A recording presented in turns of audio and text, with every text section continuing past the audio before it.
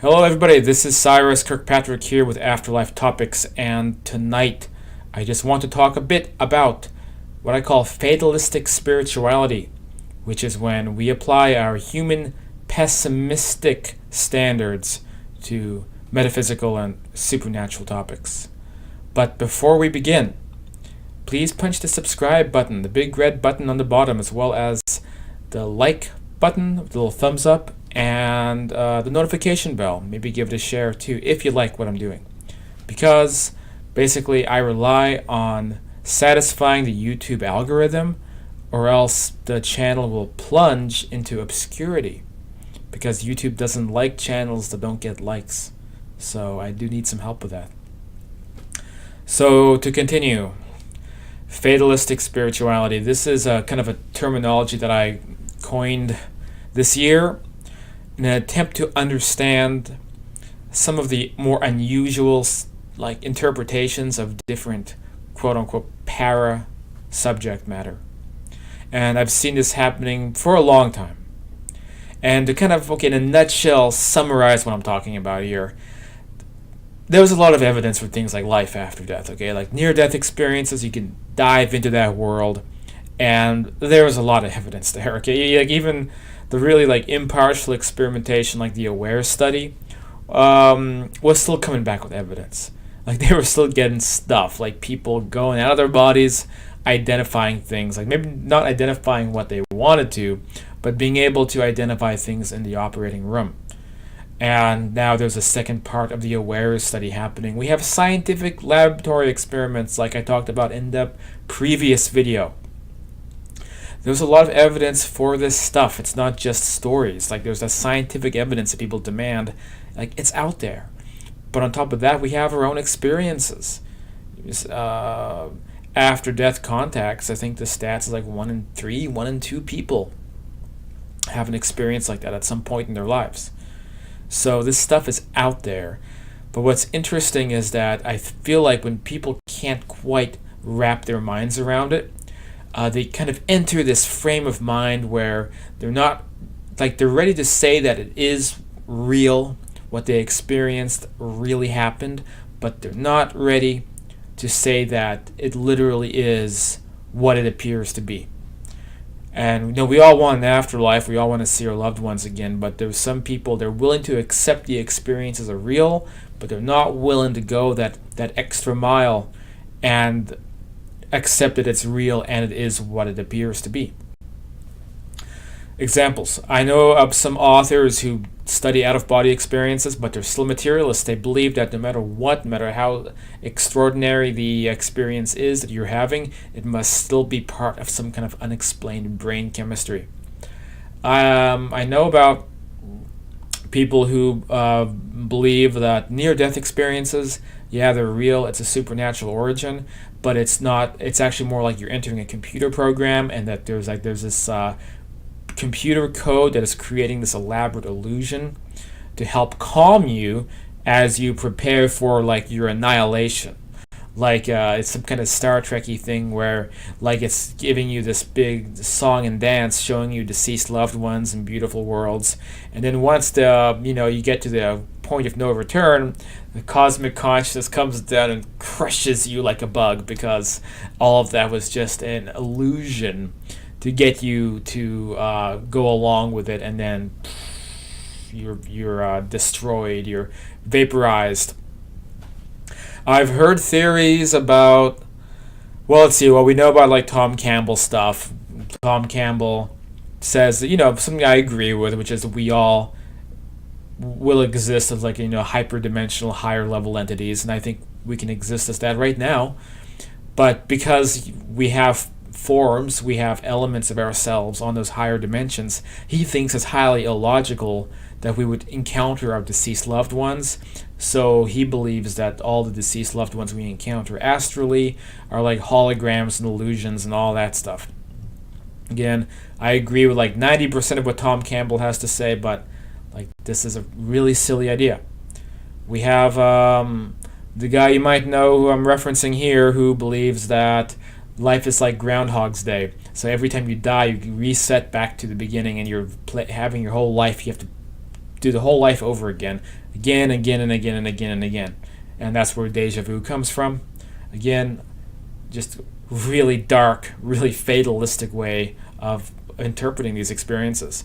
And I know a bunch of other ideas out there. Almost every topic you can think of, right? I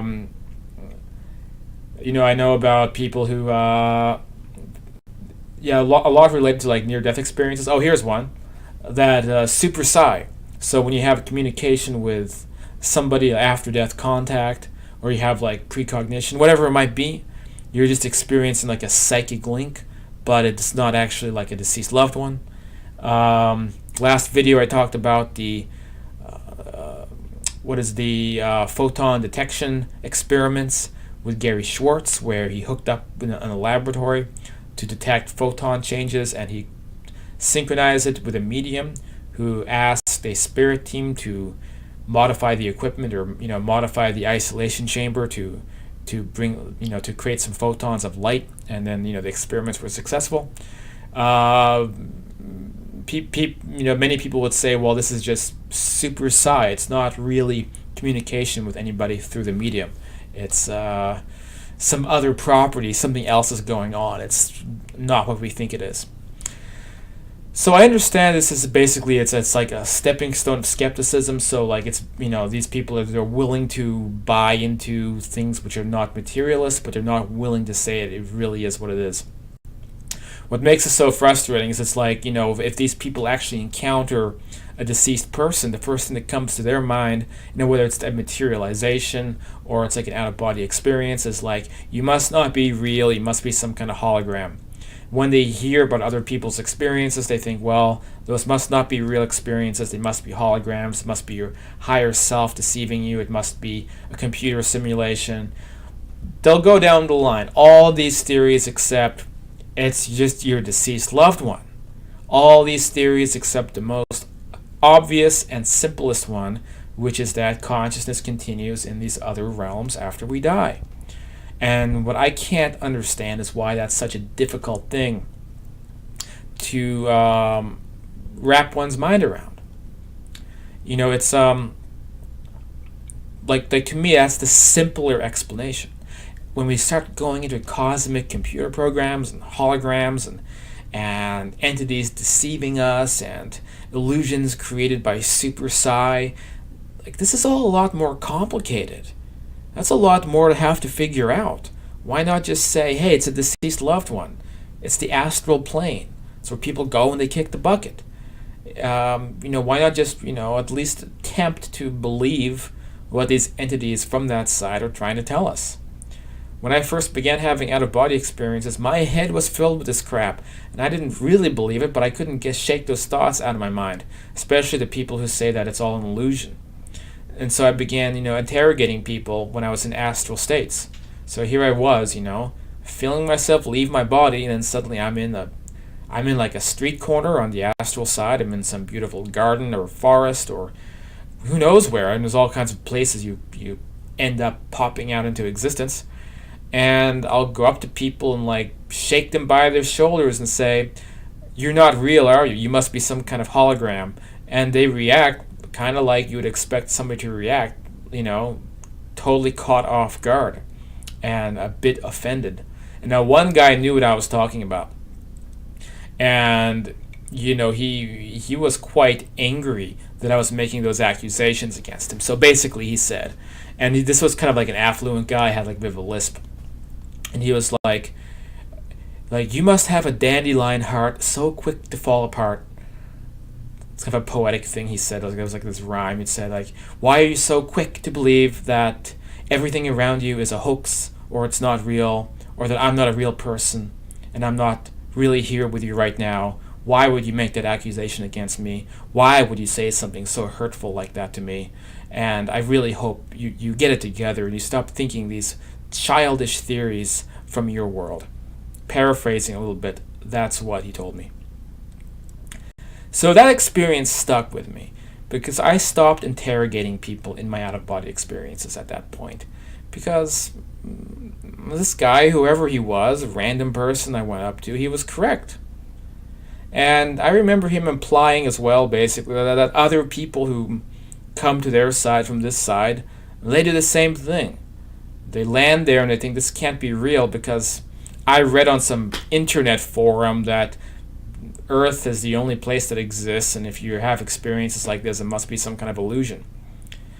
So to kind of get back to the bigger point, why do people make these ideas? Because it has to do with our human tendency to be pessimistic and to rule out something that might get our hopes up and to swallow the cold, hard, bitter truth, which is like a badge of honor, especially in some cultures.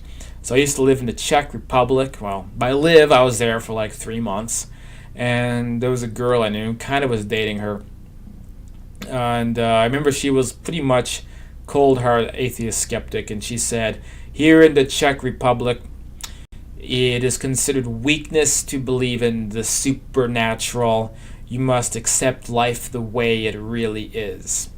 And I think this dates back to the communist era when the Soviet Union literally forbade belief in these topics, combined with a pretty rough existence. So these guys were, grizzled,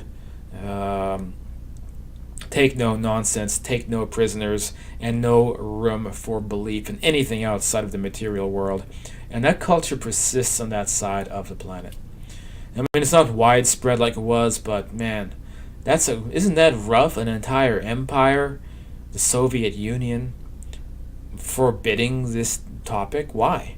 Maybe they didn't want people getting any funny ideas about their true potential, and they wanted to keep people held down as far as they could. Pretty weird stuff. But what I learned from that experience was that it's in some people's culture, in some people's family, that they don't want to get their hopes up, and everything in life has to be pessimistic and has to be cold, hard reality. And the best case solution is something that isn't even worth considering. But these are all just psychological hang-ups. Okay, it's not scientific and doesn't equate to reality, because a lot of the stuff we talk about here and the stuff that I research and where this rabbit hole has taken me, it's to me it's just self-evident. So why twist one's brain into a knot and take the most fatalistic approach to a subject? I mean, these guys, they could be right. I don't think they're right. I think it's just very, very unlikely. And if it's so unlikely, why cling to that as the explanation? Why not just take at face value what the evidence shows and then celebrate, because it's a great thing. Well, that's about it for this video. If you like what I have to say, you can check out the YouTube description, click show more. Got a couple links in there for my books, Understanding Life After Death, The Afterlife, and Beyond. And we have the classes. We do those twice a week. afterlifetopics.com/afterlife university. You can say hi to me on Facebook. You can join the Facebook group. It's very big discussions happening all the time. Alright, this is Cyrus, and I'll catch you on the next video.